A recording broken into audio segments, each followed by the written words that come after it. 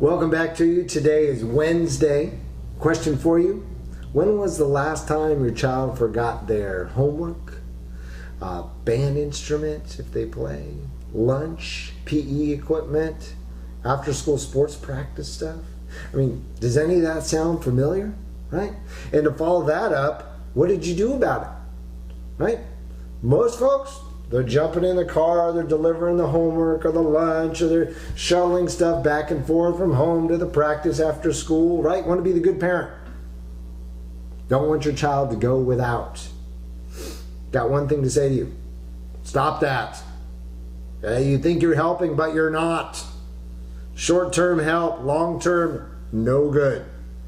Okay? It's a bigger thing. Got to take a look at the big picture here, which is accountability, responsibility, consequences.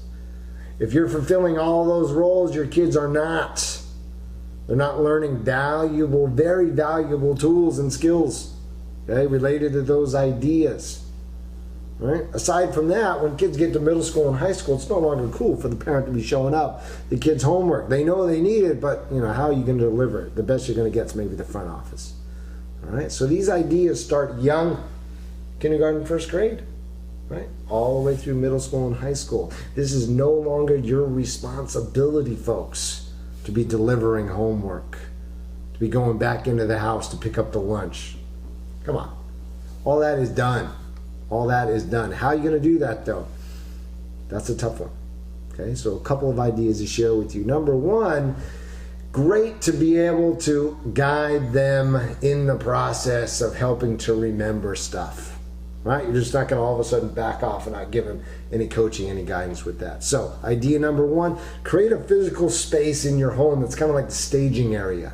Right? That's where the lunch and the backpack and any equipment or instruments, whatever needs to go to school, there's that space that is, I love to have it right by the back door or wherever it is that's leading to the car. That way you just walk right through, you grab it, you're out.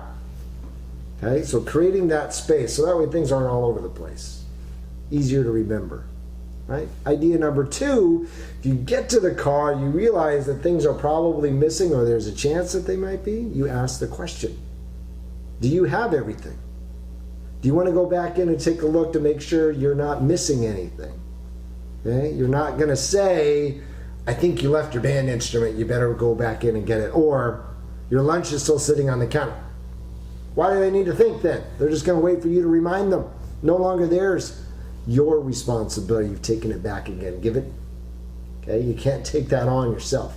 Give it back. So you're going to ask a couple of questions. And then idea number three, if things do get left behind, absolutely under no circumstances are you driving that stuff. No, you're done with that. If you get the phone call from school, Mom, Dad, can you bring my homework, please? I got to really have it. No, you're busy.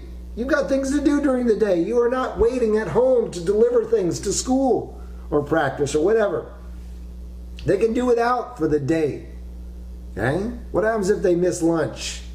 Chances are they're going to be resourceful. They're going to get a ding dong here, an apple here. They'll be fine. They're not going to starve. Starving is foreign country kids living on dirt. Okay? That haven't eaten for 3 days. That's starving. So put that picture in the back of your mind. No, your kids are not going to starve for 1 day. And what are the consequences for missing homework, right? In the short term, uncomfortable, yes. In the long term, kids learning to take responsibility for their own work, it's huge. Right? We know how this applies to life beyond the school age years. All right?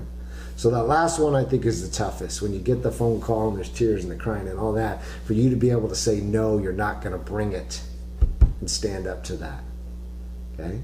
You know you're there though when you no longer get the phone calls, right? And when you see the stuff sitting there, you're not feeling compelled to get in the car and drive to school.